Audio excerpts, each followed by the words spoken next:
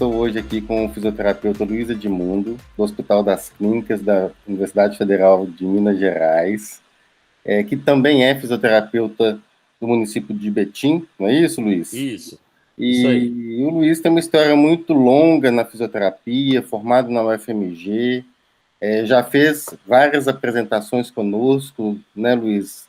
Em diferentes momentos, em Belo Horizonte, aqui em Governador Valadares, porque tem uma história muito rica na sua formação acadêmica, desde a sua trajetória na escola, na universidade. Luiz também é ex-atleta paralímpico, competiu nas Olimpíadas de Seul em 1988 no atletismo, era também atleta da Seleção Brasileira de Futebol para cegos, não é isso, Luiz? Não tinha nas Isso. Olimpíadas naquela época, hoje já Isso. tem. E foi fisioterapeuta também da Seleção Brasileira de Judô para cegos e foi nas Olimpíadas de Londres. Londres foi 2012, não é isso, Luiz? 2012. Então, Luiz, você tem uma história muito rica e hoje, né, você já contou várias vezes a sua história, dessa sua formação acadêmica, na sua experiência profissional, que também é muito rica. E hoje, pela primeira vez, a gente vai conversar sobre a sua atuação em pessoas com deficiência visual, você que pode falar com muita propriedade, né, nessa questão da deficiência visual. Então, eu queria que você complementasse sua apresentação e falasse um pouquinho para a gente da sua experiência nessa área, os desafios.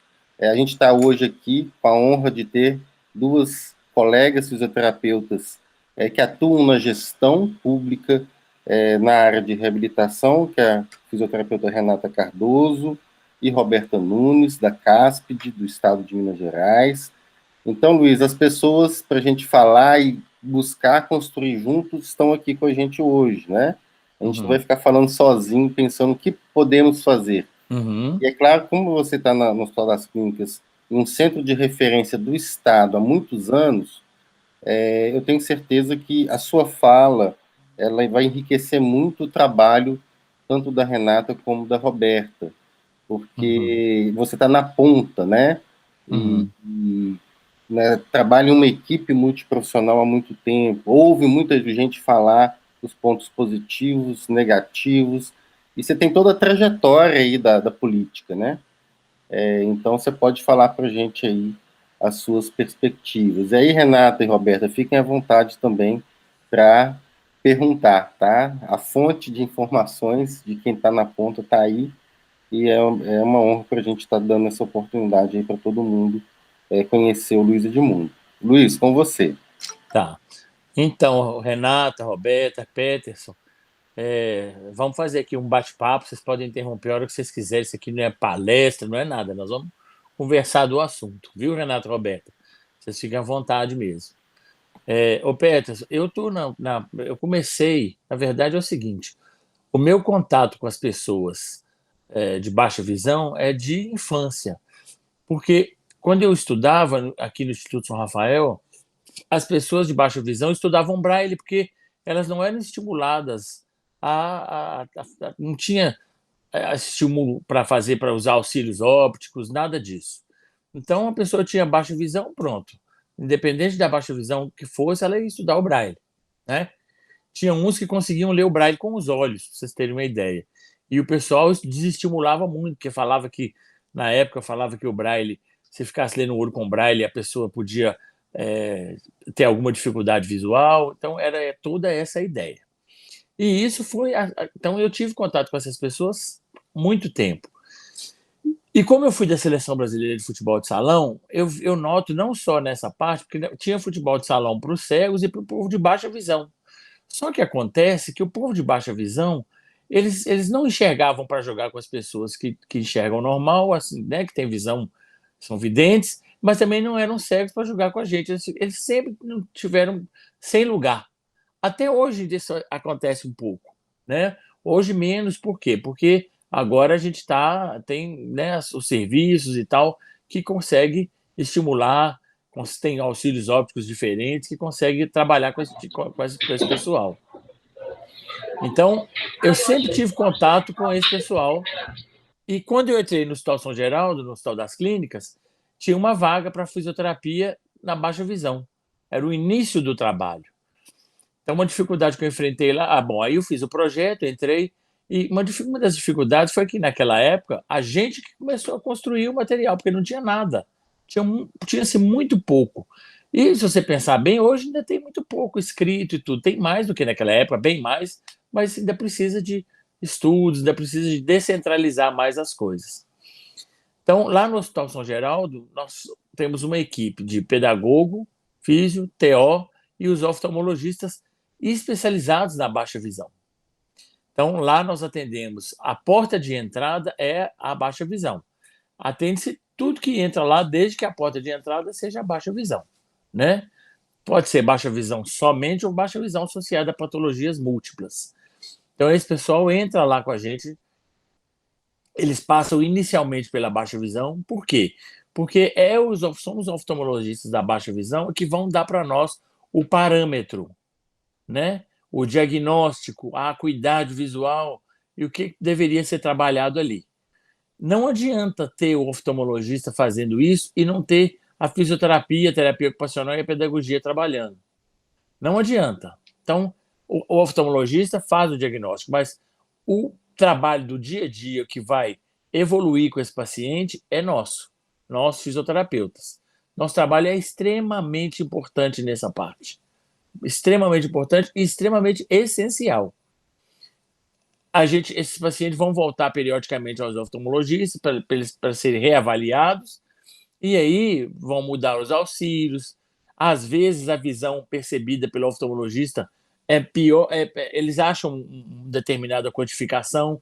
Para nós, a visão funcional é muito melhor. Então, a gente trabalha um pouco. Esse paciente não desenvolve, não é a parte fisiológica, mas é a parte quantitativa, da acuidade, a parte funcional. E a parte funcional melhora a acuidade visual. A acuidade visual é a forma que a gente tem de quantificar o que essa pessoa, a criança ou adulto tá respondendo, né? Só para se ter uma ideia, uma visão boa, uma visão dita normal, né? Uma visão típica, a acuidade é 20/60 para menos. Então, a normal é 20/20, 20/30, 20/40, 20/50, 20/60. A partir de 20/70, essa visão já é considerada visão subnormal. Só para entender, eu vou colocar em centímetros, mas eles colocam em pés. O que é uma visão 20/60? É uma criança que enxerga a 20 centímetros o que ela poderia enxergar a 60 centímetros. Ou seja, ela enxerga a 20 pés o que ela deveria enxergar a 60 pés. Isso é uma visão 20/60. Uma visão normal 20/20, ela enxerga a 20 centímetros o que ela normalmente deveria enxergar a 20 centímetros. Então, isso aqui é a acuidade visual. É a forma de quantificar. O que acontece? Os oftalmologistas que não são formados ou que não são especializados nessa área, eles não sabem como medir isso para uma criança, por exemplo, que não responde, porque existem testes para medir. O LH, o Teller, são os testes que a gente usa para medir essa acuidade visual. Vai depender de quê? Se ela é uma criança que responde, né? Se ela responde, a gente usa o LH, se ela não responde, a gente usa o Teller. Só que acontece que os oftalmologistas, eles não todos passam pela nossa residência lá. Lá na universidade, todo mundo que faz residência de oftalmologia passa pela residência da baixa visão. Passa pela cadeira da baixa visão. Entendeu? Eles vão fazendo residência em oftalmologia e passam pela cadeira da baixa visão. Mas nem toda faculdade é assim. E mesmo na gente lá, tem gente formada que passa pela cadeira da baixa visão, mas não vai para frente. Não desenvolveu, não fez um fellow, né? Então, isso é um problema. Porque a gente dá curso, existem fisioterapeutas que fizeram curso com a gente, etc. Mas na hora de descentralizar isso, que você vai para a cidade do interior, aqui de Minas, por exemplo, a gente tem muito relato de pacientes que têm a fisioterapia da baixa visão, às vezes fizeram um curso com a gente ou fizeram outros cursos, mas não tem a oftalmologista para dar o parâmetro. Então, esse é um problema sério isso. Porque aí a criança, principalmente a criança, ela fica privada da quantificação real e a fisioterapia que precisa, depende dessa parte oftalmológica, não tem. Então ela não consegue trabalhar, ela trabalha no escuro. Vira um trabalho meio técnico isso, né? Ah, eu vou só estimular. Não, o problema não é esse, o problema não é só estimular, é estimular com funcionalidade, estimular baseado nos parâmetros oftalmológicos para a gente ver o que essa criança precisa mais, aonde que ela precisa mais, de que forma que tem que ser estimulado, né? A estimulação visual, embora não pareça, é um pouco complexo, porque não é só mostrar alguma coisa, não é isso. É muito, muito, muito mais do que isso, né? Existem as funções visuais, existem o campo visual, existe a forma, o tamanho do objeto. Vai depender de muita coisa para você mostrar a distância. Você tem que basear em muita coisa para você fazer a parte de estimulação visual.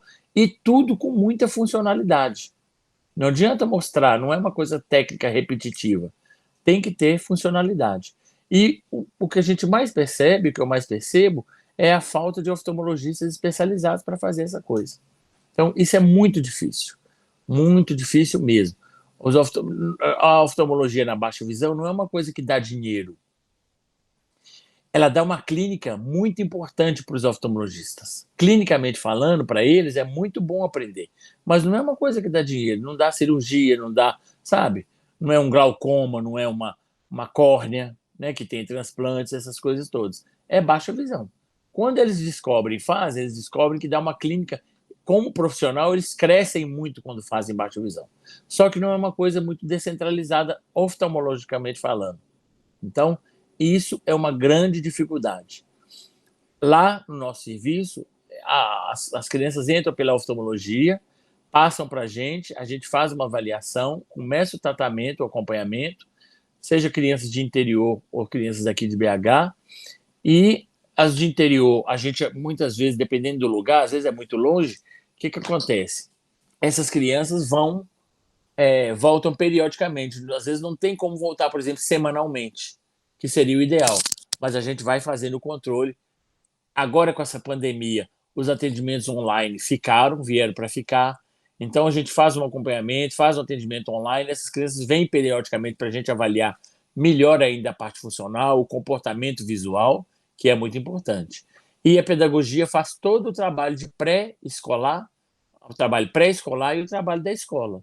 Até, como diz o povo, de mamana caducando a gente atende. Então, tem trabalho, desde que ou é escola, ou é uma coisa que o adulto queira fazer e usar a visão de novo, né? Ou é uma reinserção no campo de trabalho. Então, tudo a gente faz lá no Hospital São Geraldo, que é um anexo lá do Hospital das Clínicas. Mas a gente tem muito problema. E agora, as secretarias, o que está acontecendo? As secretarias estão, até para economizar custo, o que eles fazem? Eles não estão deixando os pacientes ir para nós porque eles falam que tem o serviço de baixa visão. Tem fisioterapia? Às vezes, muitas vezes tem. Tem TO? Tem. Tem pedagogia? Tem. Mas não tem a parte oftalmológica. E aí o serviço fica quebrado. Os oftalmologistas não sabem o que fazer. E se ele não sabe o que fazer, às vezes, numa indicação de um auxílio, numa indicação de um óculos, se a criança, principalmente com a criança que tem patologia múltipla, que é paralisia cerebral, por exemplo, ou então é muito pequena, né? Ela não responde ainda, né? A gente não consegue essa comunicação de perguntar e ela responder. Então, os testes usados são outros, que quem não tem especialização em baixa visão não sabe. Então, nós estamos tendo muito esse problema em Belo Horizonte. Em Belo Horizonte e Minas Gerais. Muito, muito, muito. E aí, mas mesmo assim, o que as secretarias fazem? Eles encaminham para a própria cidade para economizar custo. Só que nós estamos tendo um problema que a oftalmologia não está dando respaldo. Então, esse é um dos principais problemas. É importante o atendimento multidisciplinar, com a pedagogia, com a TO, com a físio. A gente faz muito atendimento junto, físio e TO, sabe? Muito, muito, muito. A psicologia é muito importante na equipe para fazer um trabalho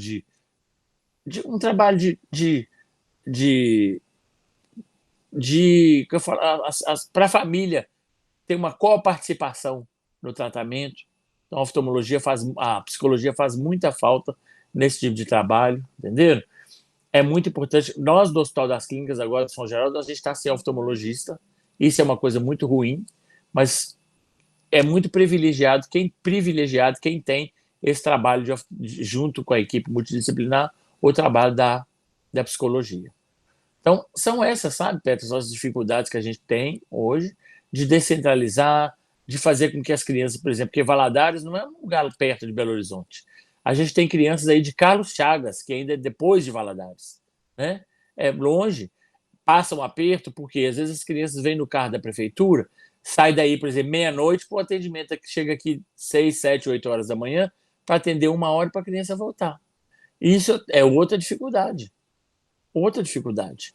Por quê? Porque a criança já está irritada, está nervosa, o exame fica todo alterado, tanto para a oftalmologia quanto para nós, o trabalho fica todo alterado, né? Então, essa dificuldade da distância também a gente tem. Se a gente tivesse um oftalmologista especializado, por exemplo, em Governador Valadares, quem tiver em Carlos Chagas pode ir a Valadares, pode ir a Nanuque, né? Poderia ir, mas a gente tem essa lacuna aí, esse branco aí no desenvolvimento, né, no nosso trabalho pelo estado afora. Tem algumas cidades que a gente deu, Ipatinga, Pará de Minas, mesmo Pará de Minas, que a gente deu curso, mas nós estamos tendo problema com Pará de Minas, que eles estão carreando as pessoas para Divinópolis, só que o oftalmologista não está, eles estão sem oftalmologista especializado na área. Então é isso que acontece. Eu acho que a secretaria pode trabalhar nesse sentido, né? Oferecer, colocar os oftalmologistas cientes do que está acontecendo, porque tem um público, tem demanda grande, e os oftalmologistas interessarem para fazer a especialização. Eles vão perceber que não dá dinheiro, mas clinicamente falando, é uma coisa muito boa para eles. E isso é relato de todos os oftalmologistas que fizeram baixa visão, que clinicamente falando, e para nós fisioterapeutas também, né? Outra coisa que a gente tem aqui é que na UFMG, por exemplo, eles não passam lá no nosso ambulatório, né? E isso é importante. Isso não é falado, a baixa visão não é falada dentro da graduação de fisioterapia da UFMG e eles também não passam lá. A gente já tentou, alguns estagiários já foram para nós, foi muito bom os que foram, muito bom mesmo, mas eles foram por vontade própria, sabe? Então a gente tem esse problema aqui no UFMG também, que a gente precisa conversar um pouco mais com os professores da graduação para ver se os estagiários chegam até nós e se eles também, os professores, né, eles estudem um pouco sobre baixa visão e isso entre no currículo da graduação, porque é um diferencial no desenvolvimento. Mesmo para aquelas crianças que não têm problema visual, gente, a parte da visão é um fator importante na integração dos sentidos e na hora que a gente vai trabalhar isso, né? Muitas crianças com paralisia cerebral têm déficit de visão cortical, mas acontece que eles passam batido, porque às vezes a criança não chega até a gente. A paralisia cerebral, ela salta mais aos olhos, então claro que aquele é o problema principal, mas se ela for bem trabalhada a parte visual, a gente tem um ganho muito interessante no aspecto de desenvolvimento. Muito interessante mesmo.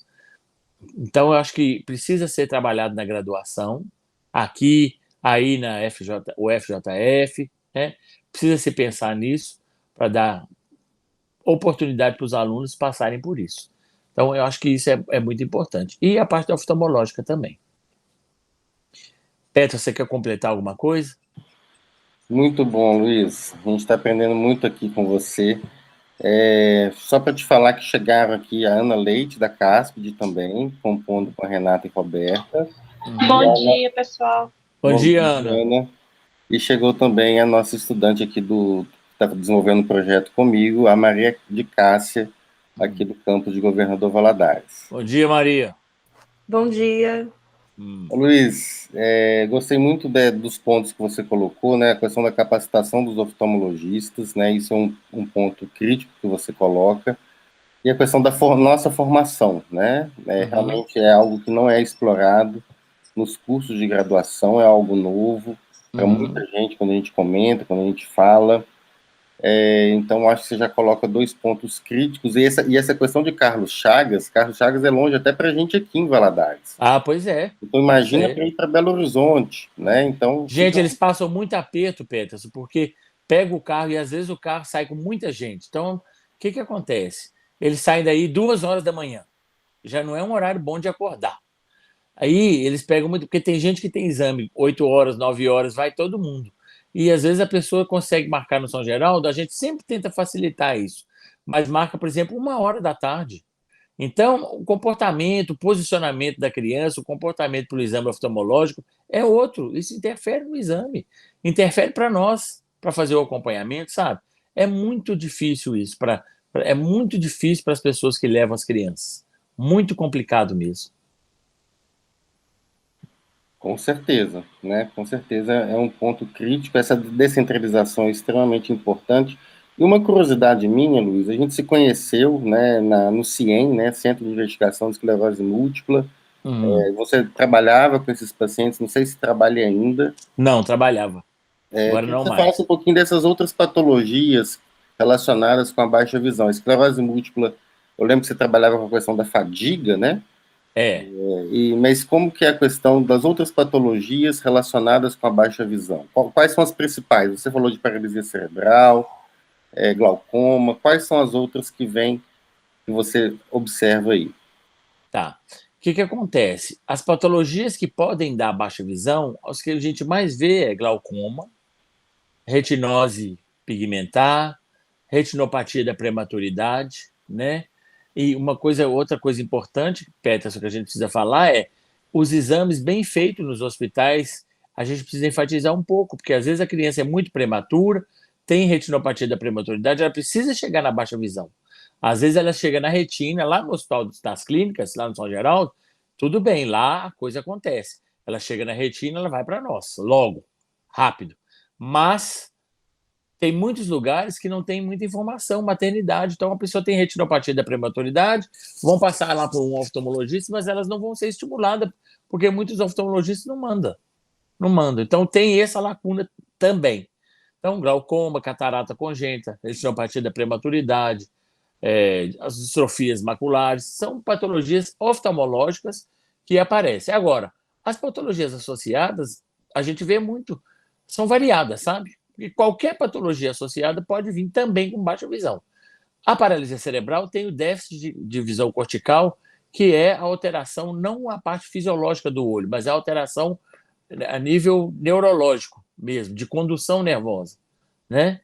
O olho em si é perfeito, mas a condução a partir do nervo óptico para integrar isso nos centros superiores, né? No cérebro, no córtex, essa está alterada. Então também tem. E outras coisas, algumas síndromes, e aí varia muito, sabe? Não tem uma coisa, a paralisia cerebral é mais, mas aí varia muito os outros tipos de patologia. Quando entra no São Geraldo, a porta de entrada é a baixa visão, independente se ela tem ou não uma patologia associada, né? Agora, a baixa visão pode ser do glaucoma, da catarata, da retinopatia, da retinose pigmentar, etc.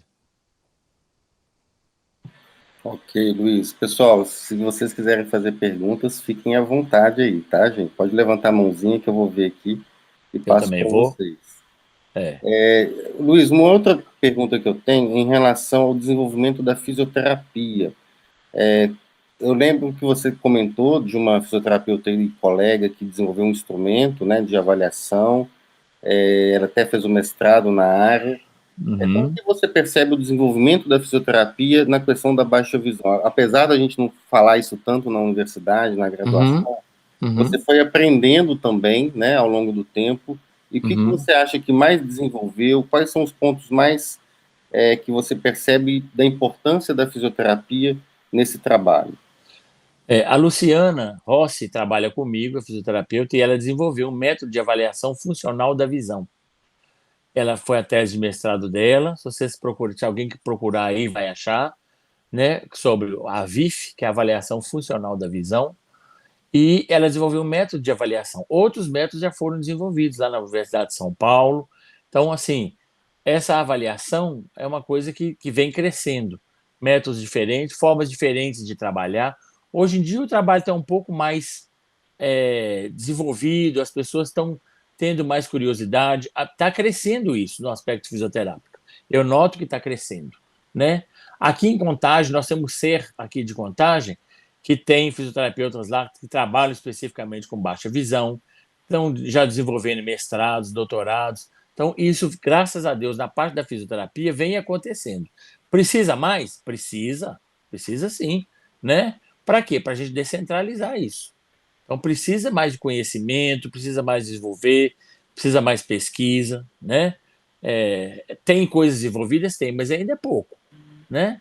Eu acho que é uma área que tem uma capacidade de aumentar o nível de pesquisa muito grande, uma capacidade de crescimento muito boa, né?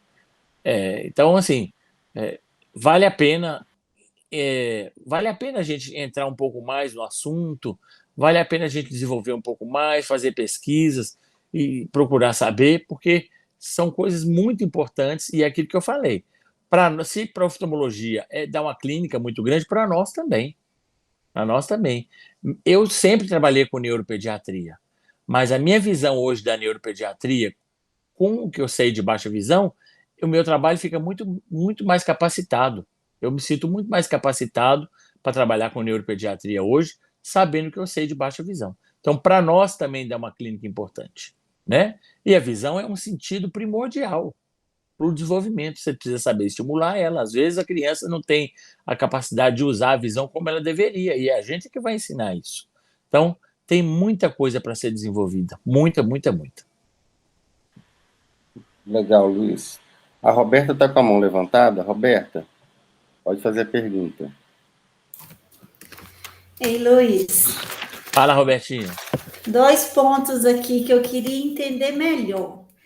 Você falou que o São Geraldo, se eu entendi direito, a elegibilidade para entrar no São Geraldo baixa visão é ter a baixa visão. Uhum. Eu queria te perguntar, porque é uma dúvida que eu tenho também em outros serviços de reabilitação da rede de cuidados à pessoa com deficiência. Como que é, na falta de especialistas em baixa visão, como que um serviço nos pede um diagnóstico de baixa visão se a gente vê a falta desses especialistas em diagnosticar a baixa visão? Suspeita diagnóstica de baixa visão entraria no serviço do São Geraldo? Como que funciona? Não, entra não. É assim, Roberta, a gente trabalhar sem o diagnóstico oftalmológico, por isso é que a gente está tendo problema com as secretarias. Por quê? Porque o serviço de baixa visão, ele tem que ser completo, ele tem que ter um físio, um TO, um oftalmologista especializado naquilo, porque senão ele não é um serviço de baixa visão. Não, é muito difícil, praticamente, não dá para você trabalhar, porque senão vira um serviço técnico. Então, não adianta. A criança, para chegar na nossa mão, ela não vem encaminhada para a fisioterapia da baixa visão, não. Ela só chega na nossa mão se ela passar pela oftalmologia. Então, suspeito de baixa visão não existe. Entendeu? E outra coisa, não é só o diagnóstico, é o diagnóstico, mas todas as quantificações e qualificações. Na hora que o oftalmologista recebe isso, ele vai medir a acuidade, olhar o campo visual, olhar a visão de cores, de contraste, tudo isso ele vai mandar para nós. Então, ele vai avaliar a função visual, sabe? As características e vai mandar para nós. A parte fisiológica do olho ela tem que ser mandada para a gente trabalhar a parte funcional. Então, suspeita não existe. E, às vezes, o que acontece é que, às vezes, a secretaria acha que o fato de ter um fisioterapeuta, um ATO, um psicólogo, né, principalmente fisio e TO, que trabalham com baixa visão, ele tem um serviço de baixa visão. Mas não tem. Não tem porque o oftalmologista não está lá apto para isso. Aí ele não quer mandar para Belo Horizonte porque fala que aí, vamos supor, Valadares. Valadares a prefeitura não manda. Por quê? Porque ele fala que aí tem um serviço de baixa visão, mas não tem. O oftalmologista não dá conta, não consegue passar para a gente todas as informações, a avaliação oftalmológica fica incompleta. E aí vira trabalho no escuro, de orelhada, técnico. Você vai estimular sim, né? Você consegue estimular, mas você não consegue fazer uma coisa específica daquilo que a criança precisa. Então, é isso que acontece. precisa de um oftalmologista especializado, senão tem que encaminhar para nós. Isso, esse é o outro ponto-chave. Então, o ideal, né, a gente vai trabalhar com o mundo ideal aqui, que a gente sabe que não existe. É que tivesse um oftalmologista especialista em baixa visão em cada unidade especializada em baixa visão. Seria isso? Isso, Um isso aí. especialista? Um especialista em baixa visão. Porque se ele não é especialista em baixa visão, ele não consegue avaliar. Pode até, Roberto, você vai falar assim, puxa, mas eu não consigo um especialista em baixa visão em todo lugar. Tá bom, então faz regional. Se não quiser encaminhar para baixar custo. Mas, por exemplo, tem que ter um aí, tem que ter um em Nanuque, tem que ter um em Ipatinga. Você entendeu? É para a gente referenciar, fazer a referência contra a referência. Né? No estado, vocês sabem quantos serviços tem de baixa visão? Não sei se te falar a quantidade. Para falar a verdade, não. Mas o que a gente nota é que tem muito serviço de baixa visão, mas não tem oftalmologia. Isso a gente nota, sabe como? Porque os próprios pacientes relatam para a gente o que está acontecendo. Quando eles conseguem, aí eles vão dando um jeito, até o paciente conseguir ser referenciado para nós aqui. Entendeu? Aí a gente vê como é que é o comportamento da oftalmologia, a gente vê tudo. Ô Luiz, a rede de cuidados da pessoa com deficiência, ela tem os centros especializados em reabilitação ou o serviço de modalidade única contemplando a reabilitação visual. E a elegibilidade dos nossos serviços hoje são para baixa visão e cegueira. Então, no estado, a gente tem esses serviços, eles são de abrangência macro-regional.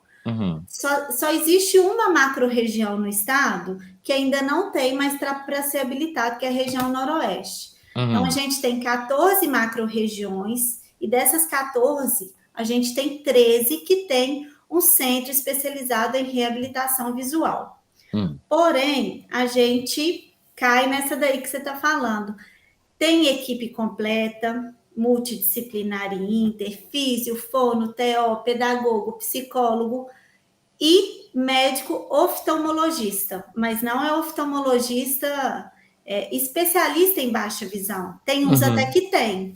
Né? O São Geraldo é um dos nossos pontos aí da rede, mas não são todos. Então, eu vejo assim, pela sua fala, que há necessidade que esses especialistas eles sejam capazes de avaliar uma baixa visão, até para orientar a equipe quanto à funcionalidade, certo? Isso, certo. E aí, quando você falou que aí no São Geraldo tem cursos, né? Tem o curso da fisioterapia, tem a cadeira da especialização em oftalmologia, que tem a cadeira da baixa visão. Como que funciona isso? Porque eu acho que o grande dificultador são os oftalmologistas mesmo, são os médicos. Existe um curso em baixa visão ou é uma especialidade médica mesmo? Tem que fazer com duração de 2 anos? Pode falar. O que acontece, Renata, Roberta? Quando o oftalmologista vai fazer a residência, ele vai fazer uma residência em 4 anos. Então, nos primeiros anos da residência, ou 3 anos, os primeiros anos da residência, 2 anos, os primeiros anos da residência, ele passa por todos que ele vai virar oftalmologista. Ele passa por todas as cadeiras. Então, ele passa na retina, na baixa visão, na córnea, no glaucoma, tudo, na cirurgia plástica. Ele passa 2 vezes em cada. Até aí, tudo bem. Só que depois daí, ele não faz um fellow, que é um acompanhamento de 1 ano, por exemplo. Então, o que acontece? Ele conduz a carreira dele para outras coisas. Ele vira cirurgião plástico, de oftalmológico, ele vira, né, vai para o glaucoma, ele vai especializar nisso. E aí ele não passa na baixa visão. Então, quando esse paciente chega para ele não sabe o que fazer. Só que, é aquilo que eu estava falando, o que acontece com as prefeituras? A prefeitura entende que se a equipe é completa, ela não precisa encaminhar, mas ela não sabe que o oftalmologista que está lá não dá conta de avaliar e nem de diagnosticar e nem de quantificar e qualificar e dar um diagnóstico encaminhando para a fisioterapia com tudo que a fisioterapia precisa. Esse é o problema. Então, se eu não tenho oftalmologista, não adianta, ela tem que referenciar esse paciente para onde tem, entendeu? Se o governador Valadares, por exemplo, precisa referenciar se não tem oftalmologista especializado nisso, se ele não, né, se ele tem esse déficit, ele às vezes tem na equipe, mas ele não dá conta disso. Então, às vezes, os pacientes menores, principalmente, eles ficam sem, sem, sem essa qualificação. Eles ficam sem uma avaliação correta na parte de baixa visão. E aí a gente perde tempo. Se esse paciente não tiver nenhuma patologia associada, quando ele estiver mais velho, 3, 4, 5 anos, que ele já começar a responder, aí sim. Só que ele perdeu o tempo principal de plasticidade cerebral, ele perdeu um tempo muito grande nisso. E a prefeitura não quer referenciar, porque para ela acha que lá o oftalmologista está dando conta disso. E ele não dá. Esse é o problema. Existe esse curso aí, esse segmento, esse fellow aí, ele é aberto? Aí eu estou falando aqui por mim, no mundo ideal, novamente. A gente tem os nossos pontos de atenção que tem oftalmologista, mas não especialistas em baixa visão. A gente conseguiria, por exemplo, uma parceria para esses oftalmologistas fazerem esse curso aí no São Geraldo? Consegue. Para fazer fellow, consegue. Consegue sim. Tem muita gente de fora. Se ele quiser fazer o fellow, consegue. E aí esse fellow seria só para os oftalmologistas? Só para os oftalmologistas. Para a equipe? Não, para físio a gente tem que participar de cursos, né? Quando a gente, ou nós, ou qualquer outra pessoa, qualquer outra equipe que der um curso, aí sim, aí a gente tem como capacitar. Inclusive, nós estamos escrevendo um livro agora, o livro está quase pronto. Não sei se eu tinha falado para o Peterson, né? Nós, da nossa equipe, todos nós, físio, TO, pedagogo e oftalmologista, o livro está pronto, está sendo já editado, deve estar para sair lançado agora no começo de janeiro. E tem como a gente, às vezes a gente capacita, não é sempre, às vezes a gente monta algum curso, principalmente quando o pessoal pede, a gente monta curso para dar, sabe? Mas é assim que tem que fazer. Ou no Laramara, ou lá no Benjamin Constant, lá no Rio de Janeiro, ou no Laramara em São Paulo, sempre tem curso, né? Que dá para capacitar físio, TO, psicólogo, etc., em baixa visão. Agora, a parte de oftalmologia, o oftalmologista que quiser tem como fazer o fellow aqui. Muito interessante, Luiz. Depois passa para a gente esses contatos aí para a gente ter, né, Roberto? Eu acho interessante a gente ter esses contatos, Luiz, para aproximar, né, dessa questão. E essa notícia do livro é muito boa, eu não sabia. Então já é uma referência bacana aí para a gente começar bem aí esse projeto que a gente está fazendo, uma referência aí de vocês, que são referência, né? Então, muito interessante essa informação.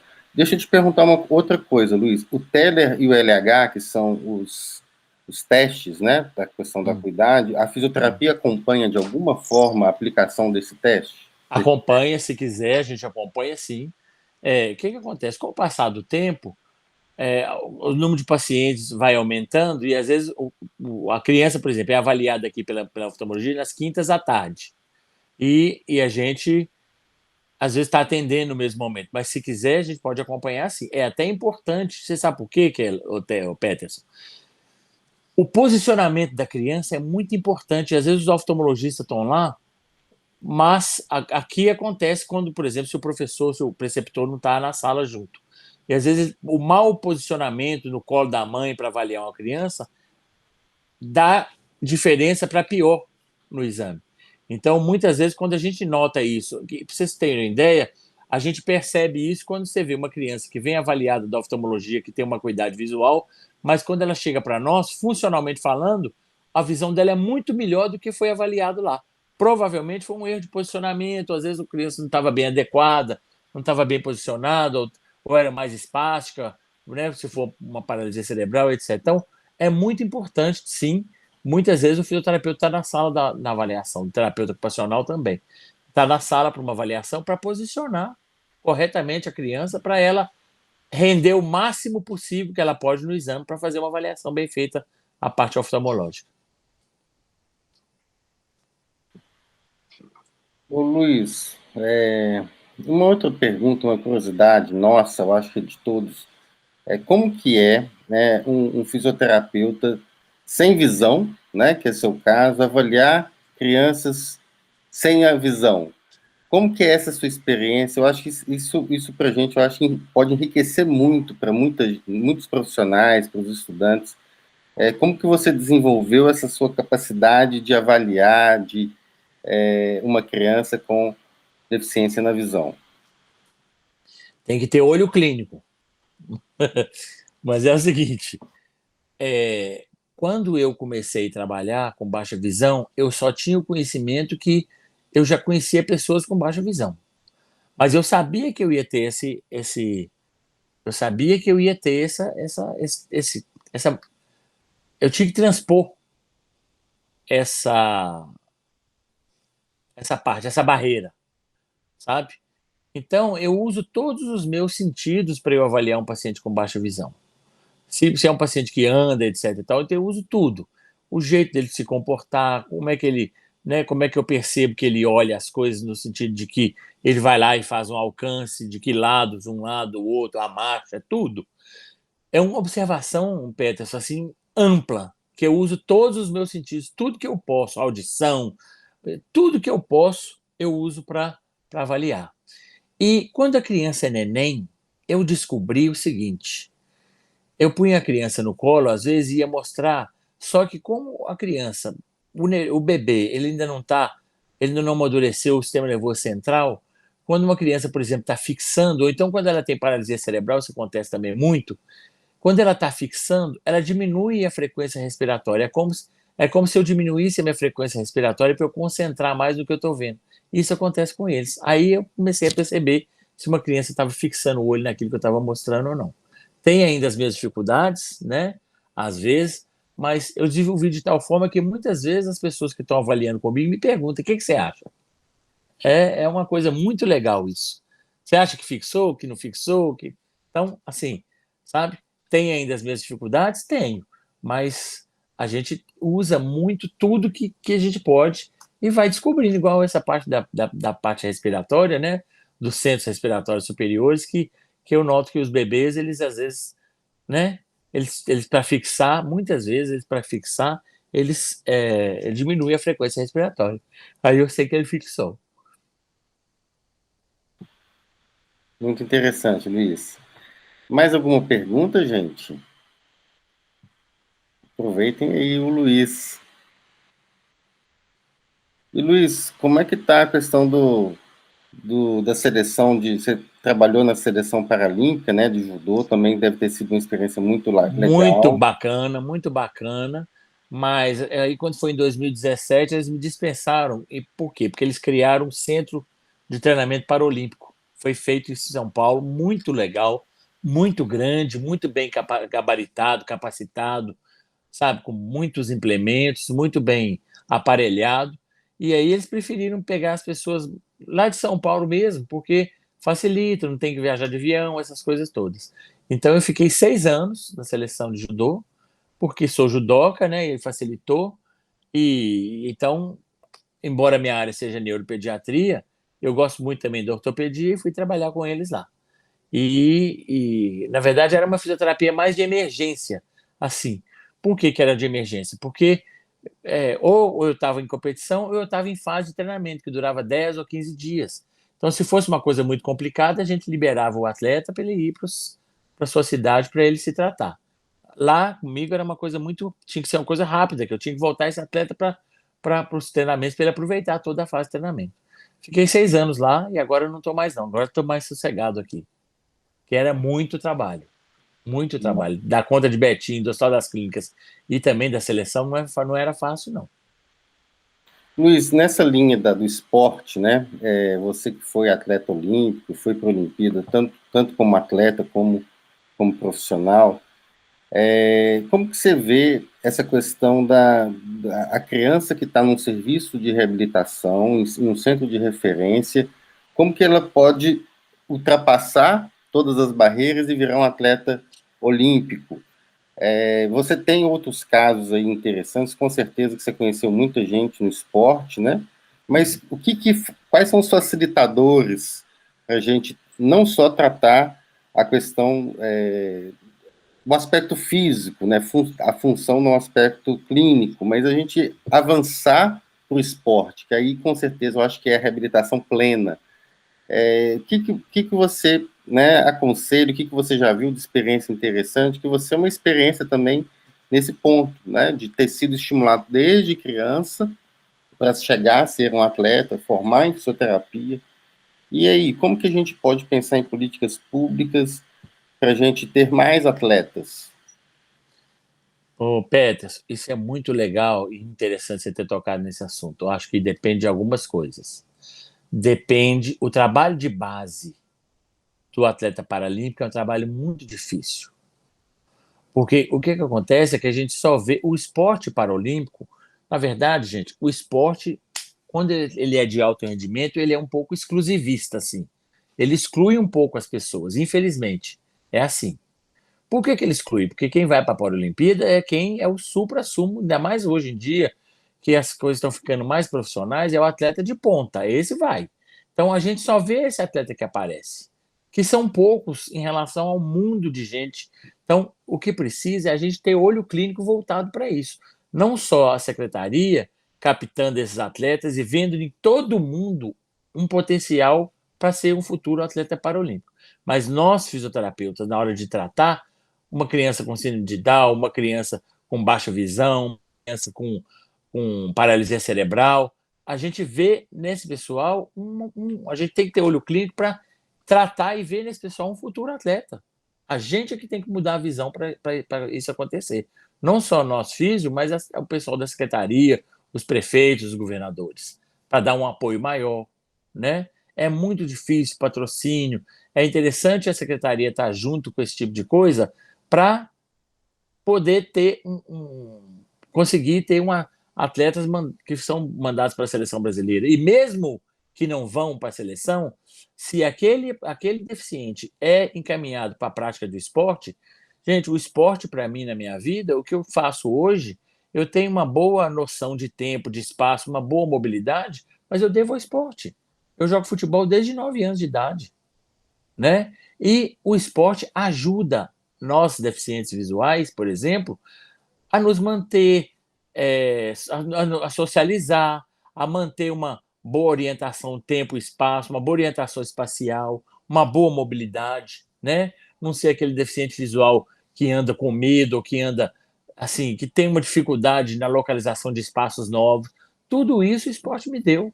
Então não significa que eu tenho que mandar o atleta, que eu vou enxergar ele como futuro atleta, mas eu vou também enxergar ele como uma pessoa que vai passar pela parte de esporte, vai aprender o que ela precisa, e não só a parte fisiológica, que essa a gente já sabe que é muito boa, mas na parte de deficiência visual mesmo, das dificuldades, ele vai saber superar com muito mais agilidade, mobilidade, com muito mais fácil.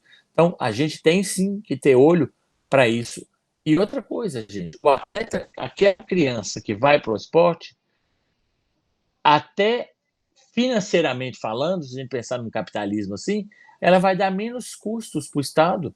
Por quê? Porque é uma criança que vai ter menos problema, é uma criança que vai precisar de menos fisioterapia, né? Então, isso é muito importante. A gente tem que ter olho, trabalhar junto com as entidades, é muito importante, né? Porque as entidades é que têm acesso a essas pessoas, as crianças, trabalhar junto com os serviços de aqui no Sol Geral, a gente manda até para a Devibel, que é a Associação dos Deficientes Visuais de Belo Horizonte. Eu estou aqui, eu sei. A gente manda para lá.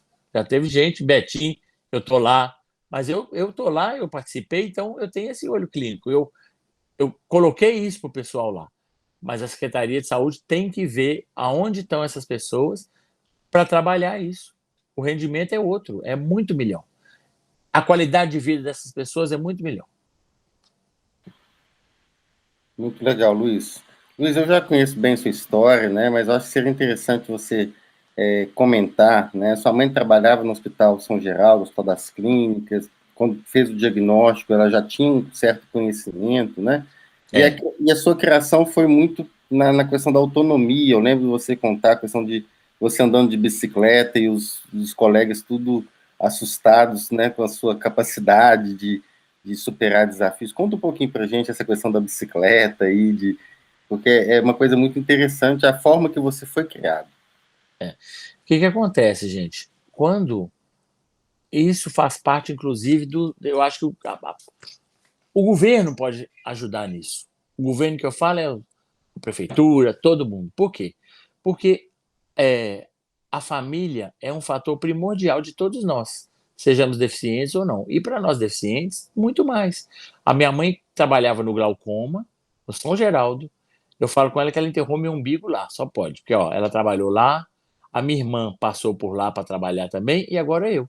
E eu trabalho hoje num lugar que eu frequentei desde 2 dias de nascido. Eu nasci no Hospital das Clínicas, foi minha mãe que fez o diagnóstico de glaucoma, e aí o doutor Nassim, que era referência na época, né, no Brasil e na América Latina, ele e o doutor Hilton Rocha, eles me viram e foi eles que me operaram quando eu tinha 2 dias de nascido. Então, a partir daí, eu tive um acompanhamento lá no São Geraldo e a criação da minha mãe. Claro que tem muito da gente, eu sei que tem muito meu, mas a minha mãe sempre me incentivava. A minha mãe sempre deixava que eu aprendesse com as coisas, né? Eu lembro um dia que ela conta, isso eu não lembro, que diz ela que eu tinha uns 3 anos por aí, ou 4, e a gente estava num clube e eu estava andando lá pelo gramado e eu fui correr e trombei na árvore. Aí caí sentado no chão, ela me ameaçou levantar, eu passei a mão na testa assim, levantei, aí eu fui lá e peguei na árvore, aí eu dei 2 passos para trás, dei os 2 passos e parei pertinho da árvore sem trombar. E fui aumentando. Diz ela que no fim eu estava indo lá perto dela, uns 15 passos, aí eu corri e parava lá perto da árvore. Então, ela sempre me deixou ter um aprendizado com isso. E lá em casa, aqui, a gente foi criado todo mundo igual, né? Eu não fui criado diferente dos meus pau que dava em Chico, dava em Francisco lá em casa. Minha mãe sempre foi muito brava, papai era mais legalzinho, posso falar isso com ela não, né? Mas papai passava mais um pouco a mão, mas mamãe não, mamãe foi sempre muito brava, e lá não tinha o que era errado para todo mundo e acabou, inclusive para mim. Então isso me fez ser o que eu sou hoje, né? Foi meu alicerce. Então as famílias às vezes têm a tendência de super proteger, né? Eu andei de bicicleta desde 6 anos de idade, andava com a minha turma de bicicleta, eles iam na frente, eu atrás, a gente ia pro sítio, levava minha bicicleta, o povo ficava doido. Os pais ficavam, né, já me conheciam, foram me conhecendo aos poucos, mas quem não conhecia, eu andava para todo lado, eu me socializei bastante nessa época, e isso para mim foi importante, né? Me socializar, eu não ter contato só com pessoas deficientes visuais, eu tinha contato não só com cegos, mas com todo mundo. Isso também é bom, para não ficar naquele mundinho fechado, né? É muito importante o trabalho da família, muito, muito, muito. Eu estou lembrando de uma colega nossa lá da CASP, de Luiz. Às vezes você até conhece o Fabian, ele é do Comped, e Cíntia, eles trabalham com a gente.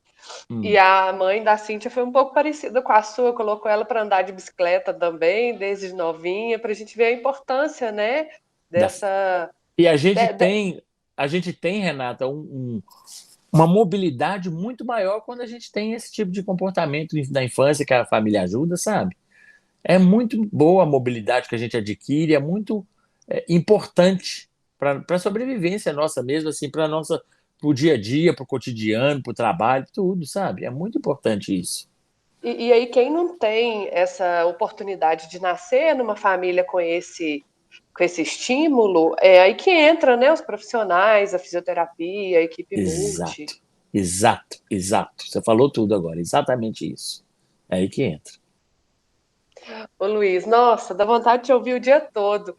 A gente está montando dentro da SES, porque existem as equipes, né, como a Roberta falou, dentro da nossa rede de cuidados da pessoa com deficiência, mas a rede de oftalmologia estadual como um todo, que dá esse aparato, né, esse respaldo até para a rede de reabilitação existir, ela existe enquanto profissionais, né? Os profissionais existem, os pontos de atenção existem, mas ela ainda não é configurada exatamente como uma rede, que é um pouco diferente, né? De apenas existir os serviços.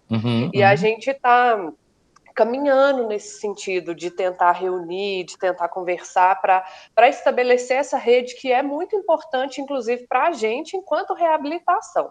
Uhum. E aí eu gostaria de depois pegar o seu contato com o Peterson, de repente você participar com a gente em algum momento nesse grupo de trabalho que a gente espera fortalecer, se você tiver de acordo. Renata, estou à disposição. Peterson sabe, sempre que precisa, ele, Fernandinha, eles falam comigo.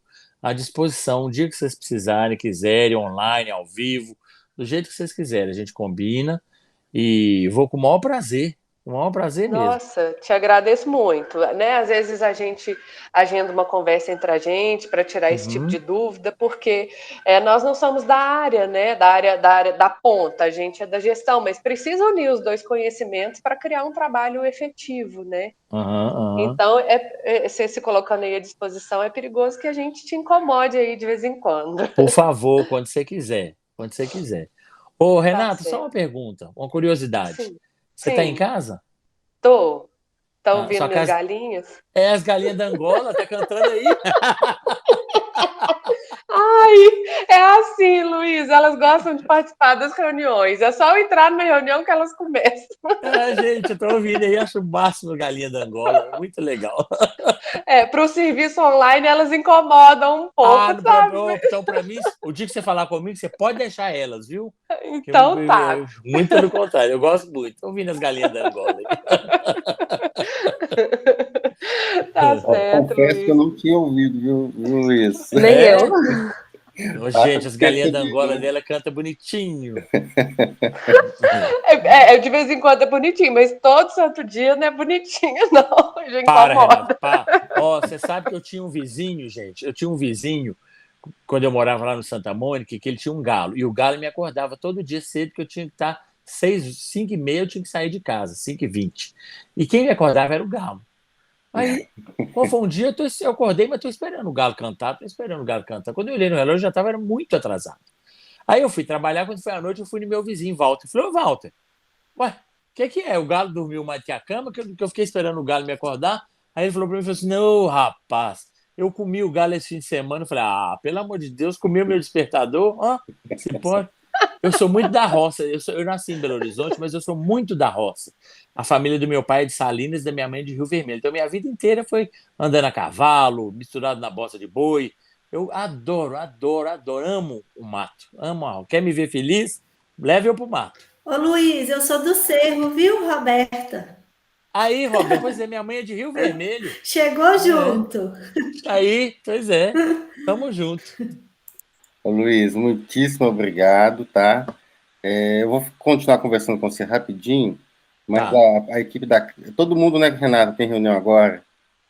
Infelizmente, Peterson, a gente tem uma outra agenda às 10 que a gente foi convidado, a gente precisa participar, mas não nos perguntaram a nossa disponibilidade. Então, a gente vai ser obrigado a sair agora, uma pena, daria para ficar aqui o resto do dia batendo papo.